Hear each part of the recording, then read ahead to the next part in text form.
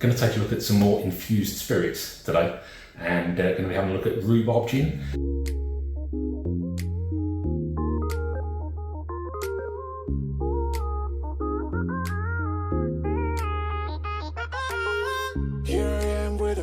Started facing at a photo they've taken. Space tree flying through the skies and battles happen everywhere.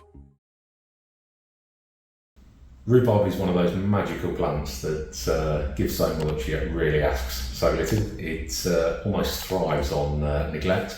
You can chuck it in the garden, chuck it in a container, give it a bit of fertiliser a couple of times a year, and it just provides you with so much from that. Average year, I'll take home around about sort of 20 to 30 kilos from the plot that I've got. And not being a big fan of puddings, I like to use it in wine and also infuse that with gin. So the rhubarb wine is actually one of my favourite white wines that I make and that I have commercially. I will be doing another video on that at some point, so jump on that if that's something you're interested in. But today we're going to be taking a look at infused gin. Now, this, again, as with all infusions, is literally simplicity itself. So you just need a litre of cheap bog standard gin, nothing special, just something palatable. A little bit of sugar, a little bit of rhubarb, kill in a jar. 3 to 6 months later, you've got something which is particularly special. The only thing that I used to think came close to this was Edinburgh Gin used to do just purely a rhubarb gin, not the liqueur that they tend to only do now, and that was beautiful. But since they stopped doing this, I've got to say this is probably one of my favourite infused gins that's out there. So anyway, enough waffle, let's get on with a bit of infusing. We've got some cheap Tesco gin, a litre of that. About 650 grams of rhubarb. Now, usually I'd like to do this early in the season when you've got fresh rhubarb coming through, those nice kind of pink stems, but a little bit late this year. Going to be using about 250 grams of granulated sugar and, of course, the trusty kilner jar. I want to start with a clean and sterilised kilner jar. I've just used Star San in this, which is a no-rinse sanitizer, but you can just give it a clean and bob the glass pot in the oven for 10 minutes. To that, we want to use 250 grams of granulated sugar.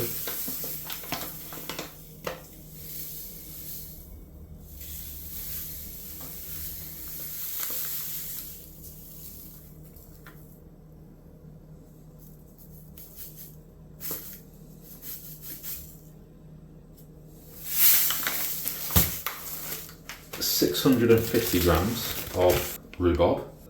Perfect thing would be to use those nice sweet pink tender stems.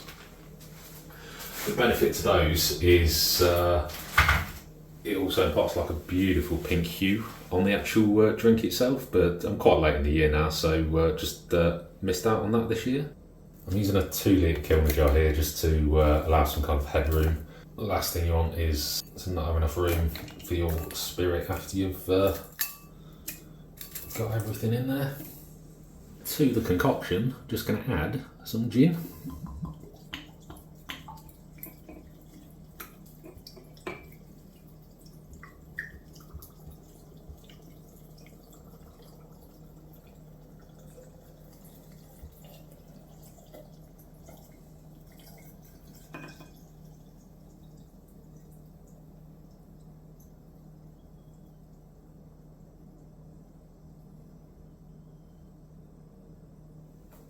Nice and simple, just going to close that off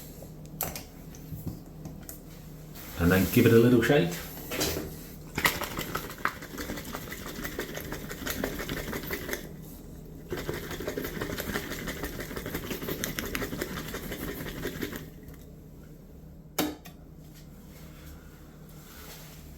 Now what you want to be aiming to do is basically keep the fruit cap, which is the bit that's just above the kind of liquid line.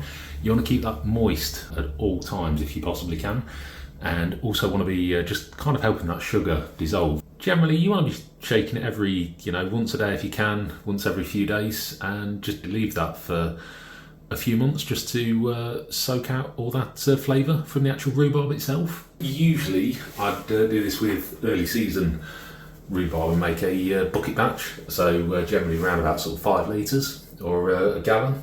Quite late on this year, so just having to use bits that I've stored in the freezer, so won't get as much of a kind of pinky hue as I usually would do.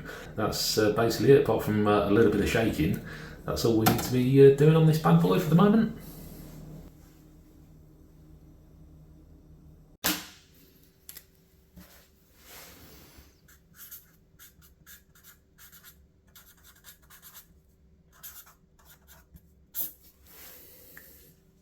It has been a couple of months since we got this rhubarb gin on the go, and it is looking pretty good. So let's get it bottled. Bottling the rhubarb gin, nice and simple. It's literally just clean, sterilised bottle, a funnel in the top and a little bit of muslin over there just to catch the rhubarb. Just going to pour that through to strain it, and then just give the rhubarb a squeeze just to get any of that goodness out from the booze. As always, just start something that we're using for this.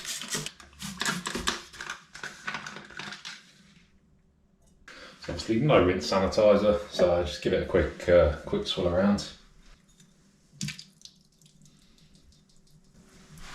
And that's it, job done. All we're going to do now, plug our funnel in. All thoroughly sanitised yet again. Then we're going to go in with our muslin cloth, which has been very well used with many fruit brews, and I probably should replace it, but it is nice and clean. Just sterilise that in some hot water. Basically, all we're using that for is just to kind of catch the rhubarb, really. I have to say, this is smelling awesome already. So take it slow and just pour it in. You usually end up with a little bit more gin than you put in because of the moisture in the rhubarb.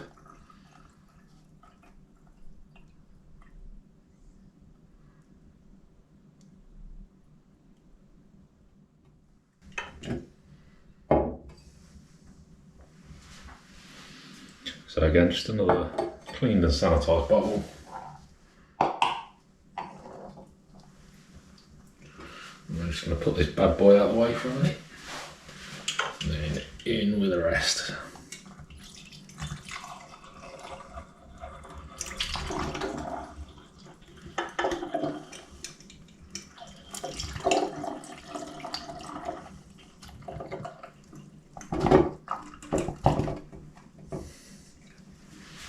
And then what I usually do is do this in a couple of stages, just try and squeeze as much of the juice out of the rhubarb. So I've soaked up a little bit of the gin, and you've got a lot of flavour and everything still in there.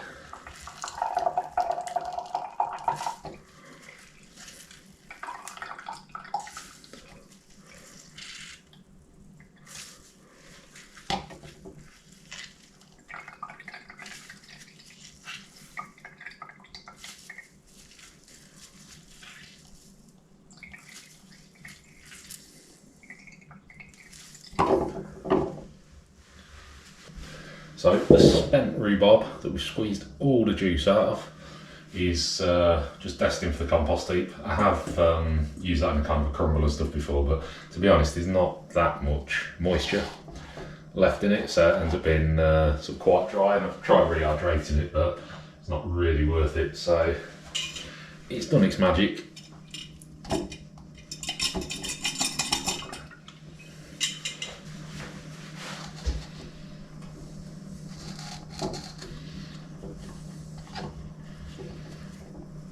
And again, just squeezing as much of the moisture and juice as we can get out.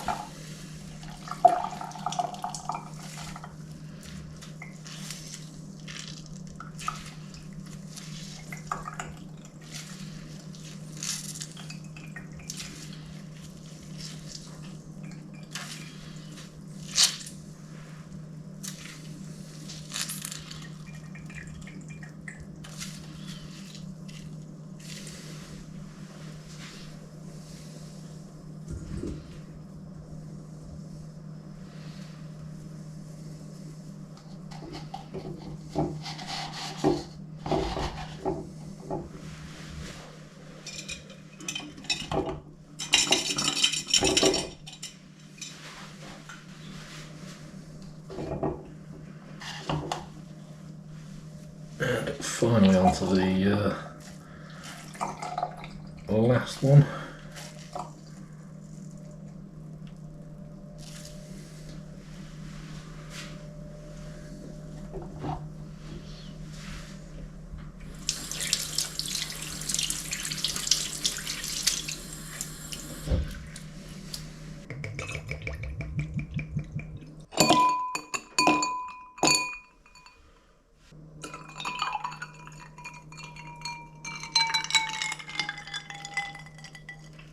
Nice and easy to do, and